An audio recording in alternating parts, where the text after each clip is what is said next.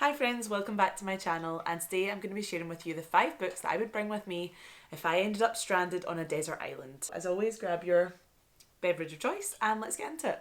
So in this concept of my desert island, which by the way I actually saw Willow Talks Books here on YouTube do this, and I thought it was a really good idea. I've seen a few other YouTubers, booktubers do this desert island book idea, and I've never done a video like that, so I thought let's think about what books I would actually take with me if that was to happen.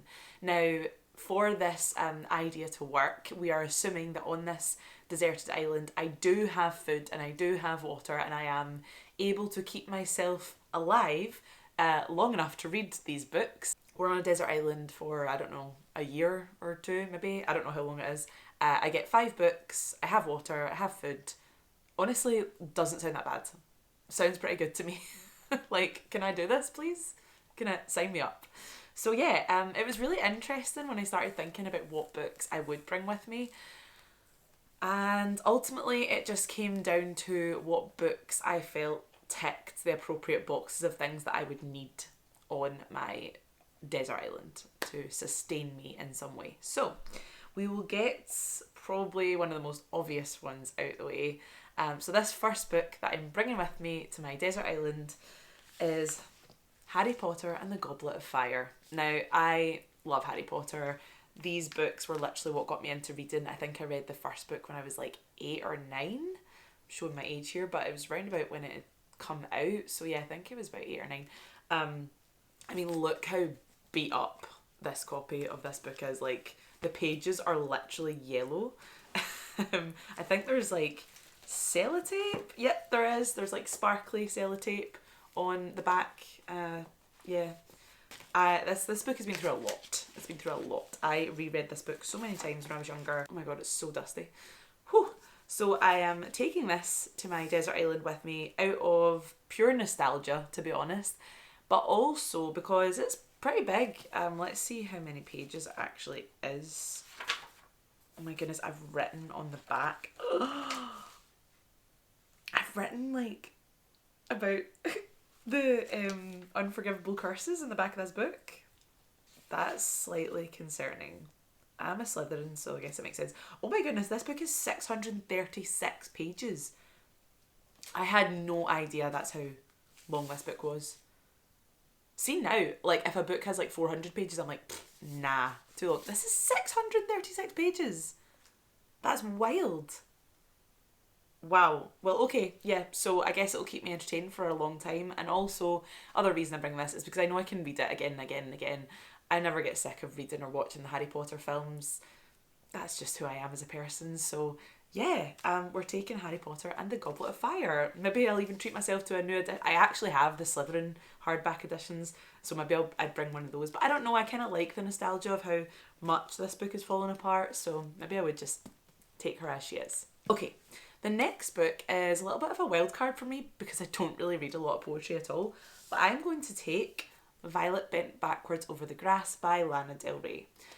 Now, I was just thinking about like what would I want to read on a desert island? Like what would like keep my spirits up, and also what would I miss, because in my desert island I'm assuming I don't have music or anything like that, and one of my favourite musical artists is Lana Del Rey, and I absolutely love her lyrics and the way she writes. So I thought, oh, I could take her book of poetry because I find it inspiring. It's so beautiful. I mean, the book itself is beautiful, but the poems are beautiful. There's pictures in there.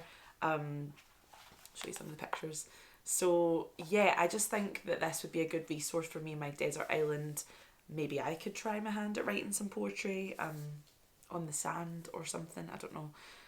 But yeah, I just thought I would find this inspiring and beautiful and also lyrical, because I'd probably be missing music, and I'd certainly be missing Lana Del Rey's music. So if I could read her poetry, kind of like reading her lyrics, right? So yeah, that is my reason for bringing Violet Bent Backwards Over the Grass. If you haven't read this, if you're not usually into poetry, I would suggest giving this a read, especially if you like Lana Del Rey, because you're going to enjoy her poetry. The next book is going to shock no one. I am bringing with me to my deserted island Circe by Madeline Miller. Nobody's shocked.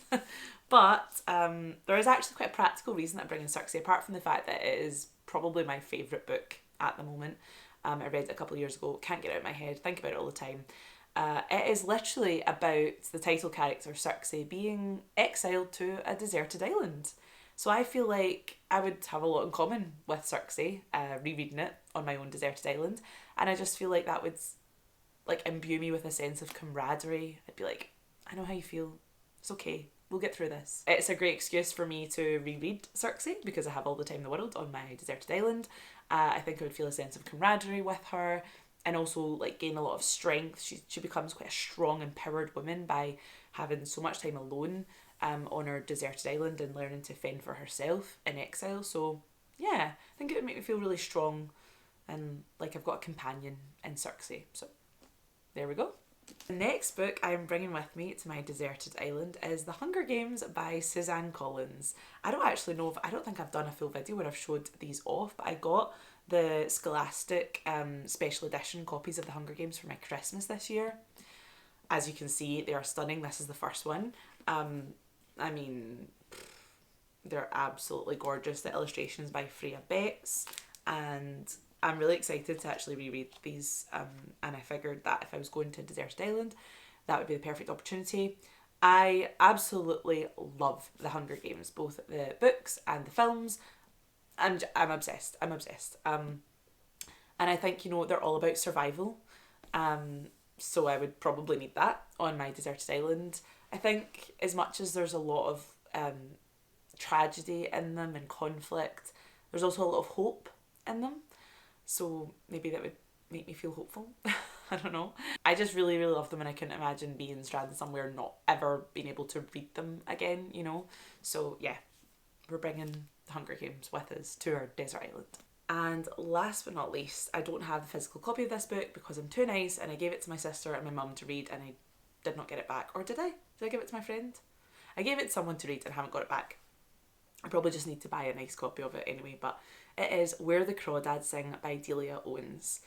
Oh, I can't say enough good things about this book. I absolutely adored it, and I actually read this book during lockdown. So during lockdown, it was just me and my fiance and our dog in the house, and he actually ended up going back to work and I was still working from home, so I had a lot of time isolated by myself, as I know a lot of us did during lockdown, and it was a pretty tough time, let's be honest. And this book really got me through it, honestly. I remember reading it with like sunlight coming in through my kitchen, and I would like sit at the table and read it, and I felt like this connection with Kaya, who is the main girl in Where the Crawdads Sing. If you've not read the book and seen the film, highly recommend doing both, but Kaya is our main character in Where the Crawdads Sing, and she is outcast from her community just because she's a bit different, and she grew up on the marshes and had a very dysfunctional home life, so she didn't really come into the main sort of city a lot, and she was always a bit unkempt and looked a bit dirty, and they saw her as being a bit wild and they call her Marsh Girl, and she ends up being quite isolated and just having to carve out a life for herself using her beautiful talent of being able to draw and write about all the wildlife that she's surrounded by in the marshes. And it's just such a beautiful book about hope, resilience, nature. It's probably the only book I've ever read that could be classed as nature writing. It's just absolutely gorgeous, and I think if I was to read that on my desert island, I would maybe be able to appreciate my surroundings a bit more and look at, you know, the plants or any wildlife or any foliage or animals or anything like that. I just feel like I'd be able to appreciate it if I read this book. It would give me like a new sense of wonder about everything that surrounds me. So yeah, those were my 5 books that I am taking with me to my desert island.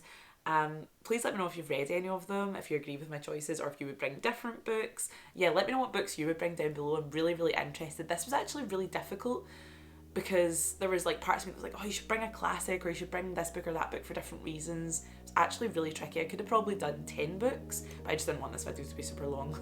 So yeah, let me know what books you would bring to your desert island. And as always, thank you so much for watching, and I'll see you in the next one.